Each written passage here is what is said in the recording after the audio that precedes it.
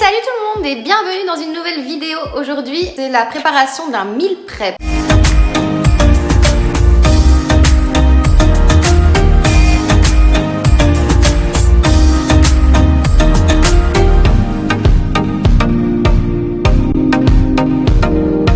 Je sais pas si vous connaissez le concept. Alors j'ai vu ça passer sur internet et j'avais envie d'essayer parce que apparemment c'est un gain de temps, c'est un gain d'argent parce qu'on gaspille moins. Donc en fait, pour ceux qui connaissent pas le concept, le meal prep, c'est préparer tous ces plats pour la semaine à l'avance et les conserver au frigo. Et en fait, on prépare tous les plats le même jour. Comme ça, on n'a qu'une seule vaisselle à faire, on ne cuisine qu'une seule fois pendant quelques heures, mais on ne cuisine qu'une seule fois. Et ensuite, le reste de la semaine, on est tranquille. Donc, étant donné que j'ai des horaires coupés dans mon boulot, je me suis dit, ben pourquoi pas tenter. Sauf que je me rendais pas compte de la charge titanesque que c'était genre de faire juste les courses. Deuxième chose à laquelle j'ai dû penser, c'est dans quoi je vais conserver tous les plats. Ouais, alors, j'avais pas pensé à ça. Donc, je me suis rendue au magasin et j'ai pris un peu de tout. Voilà. Comme ça, j'étais sûre que ça irait. Donc j'ai pris en fait premièrement 2 bacs à glaçons. Pourquoi des bacs à glaçons? Parce que quand on utilise du liquide du genre du lait de coco et qu'on en a trop, au lieu de mettre la conserve au frigo, ce que je déteste faire, je mets dans les bacs à glaçons et puis je mets au congélateur. Deuxièmement, j'ai acheté ce petit récipient pour mettre le café. Quand il est sur la route pour aller au boulot, il peut boire son café tranquillou. Vous voyez, je pense à tout. Et puis ces petits récipients qui sont vraiment sympas, de cette marque qui est Sigma Home. Donc c'est une marque de récipients comme ceci. Il y a différents contenants. En fait, ce n'est pas du plastique. Normalement, j'utilise du verre, mais ici, c'est vrai que le verre, c'est pas pour rien. Donc du coup, j'ai regardé pour une alternative de récipients recyclables et qui ne sont pas en plastique. Voilà. Ce sont des 0,8 litres. J'en ai pris 5 comme ceci. Et alors, ce qui est bien, c'est qu'il y a des couleurs différentes. Alors ensuite, j'ai décidé de prendre ce genre de petit récipient pour le petit-déj. Alors c'est sympa parce que c'est vraiment bien, je trouve. On peut mettre tout ce qui est liquide ici et tout ce qui est solide ici.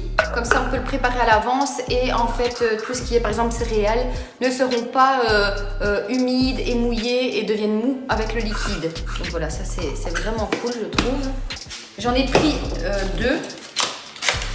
Sauf que j'ai pas pensé, j'ai pris du rose parce que j'adore le rose. Sauf que c'est Simon qui va les prendre pour aller au boulot. Ça va être sympa, je crois. Ensuite, j'en ai pris 4 d'1,3 litre.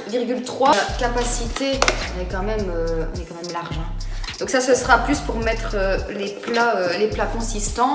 Et les plus petits, ce sera plutôt pour les petits déjeuners. Ensuite, j'ai pris ceux-ci qui sont empilables. Ils sont vraiment sympas aussi. J'en ai pris 6. 6, ouais. Avec les petits couvercles qui vont avec. Et là, on est sur du 1 litre en capacité.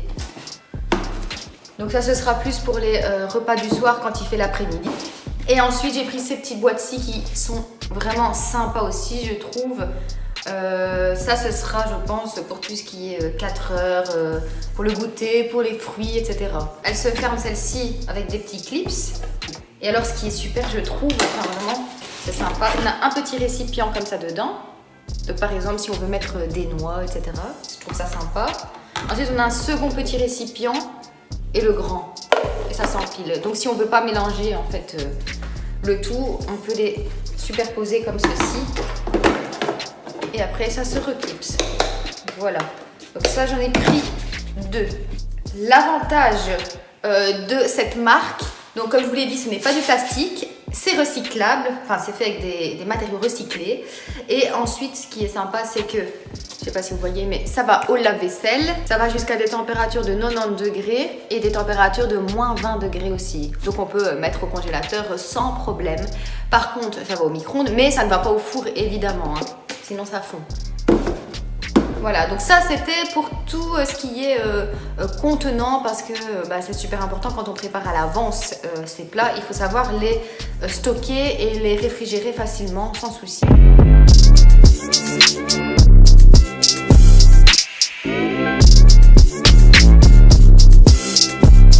Donc, ce que j'ai décidé de faire, j'ai décidé d'être organisée parce que c'est quand même un boulot de dingue.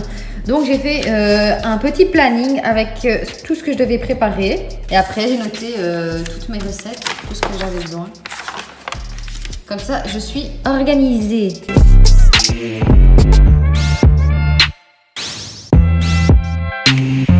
Alors, donc pour cette première recette qui est l'omelette, je vais avoir besoin de 8 œufs, de 4 tranches de jambon, d'emmental, de champignons et d'une tomate, ainsi que du sel, du poivre noir et des herbes de Provence. J'ai besoin d'un moule comme celui-ci en silicone et d'une planche à découper. Voilà.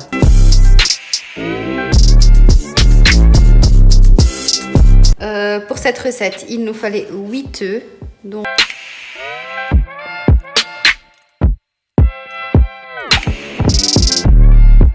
après les 8 œufs, je viens y mettre donc mon jambon, mes champignons et mes tomates que j'ai préalablement découpées.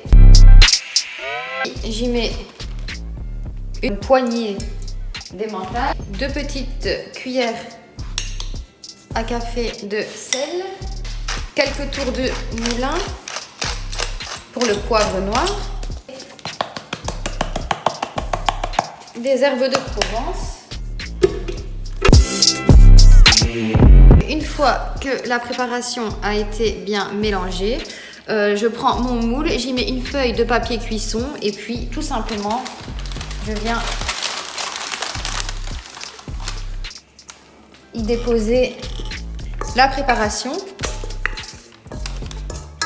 et puis je mettrai ça au four entre 180 et 200 degrés pendant 35 à 40 minutes.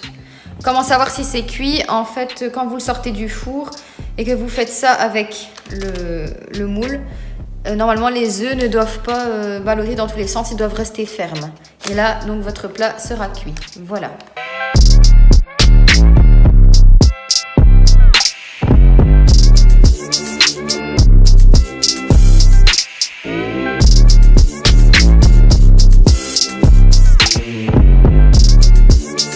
Alors ensuite, pour le goûter de 10 heures, je vais préparer donc des smoothies à base de fruits, donc avec des fruits différents. Et pour ce faire, vous allez avoir besoin des ingrédients suivants. Donc, moi j'ai pris des fruits congelés parce que je voulais des fruits rouges et que ce n'est pas la saison des fruits rouges, donc je les ai pris congelés. Pour un smoothie, il faudra environ une bonne tasse de chacun des fruits. Il faudra 2 bonnes cuillères à soupe de miel. Alors moi ici j'ai pris du miel d'acacia.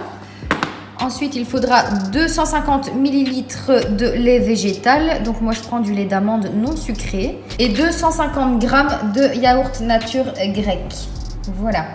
Ensuite pour ceux qui veulent faire un smoothie protéiné, ils peuvent facultativement y ajouter de la protéine comme de la whey par exemple, ou du blanc d'œuf en poudre.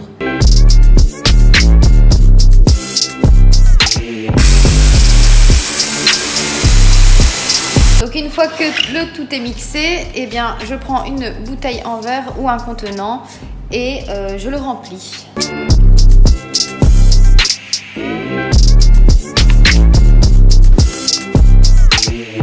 Donc voilà, maintenant je vais m'attaquer au goûter et je vais faire des Energy Balls. Donc ce sont des petites boules, donc des petits snacks qu'on met au réfrigérateur, qui se conservent pendant une semaine et qui sont protéinés. C'est très facile à faire, c'est très facile à conserver, très facile à emporter et c'est délicieux. Donc je vais avoir besoin de pruneaux. Au niveau des quantités, je dirais environ 350 g. Ils doivent être dénoyautés. Ensuite, j'ai besoin de yaourt grec, plus ou moins 2 cuillères à soupe. J'ai besoin d'une cuillère à soupe de beurre de cacahuète, une banane bien mûre, une cuillère à soupe de miel, des graines de lin broyées, des graines de chia, plus ou moins une cuillère à soupe, de l'huile de coco, environ 2 cuillères à soupe de flocons d'avoine, une cuillère à soupe de sucre de fleur de coco. Donc voilà, après avoir mis les ingrédients dans les quantités que je vous ai données précédemment, je vais mixer le tout. Et je dois obtenir une pâte homogène. Donc je dois obtenir une pâte comme ceci, collante et homogène. Ensuite, je mets de la noix de coco râpée pour l'enrobage. Et puis, je forme des petites bouboules.